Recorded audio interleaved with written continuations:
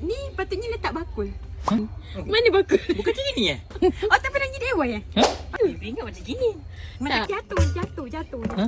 Oh, tu tak. Jatuh eh? Oh, kena letak bakul lah yang. Jadi kan Bukan letak barang macam ni. Ini nanti jatuh tu tak? transparent. Pening lah. Tak pernah jadi dewan ke? Orang dah banyak kali pergi. Oh, nak tekan kecil tu tak? Tak ada. Kan saya dah cakap benda ni susah. Tak kena. Allahu Akbar. Kenapa bakul ni? Balik tak? Masuk sini. Masuk sini. Masuk sini. Kan senang. Aku dah cakap dah benda ni kena ada bakul. Nampak? Ini. Dah, ni tinggal sini. Bawa balik ni.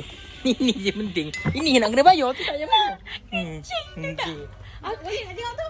Aduh. Masuk sini. Sekali pun lah. Makcik jual kari pop ni, Kak.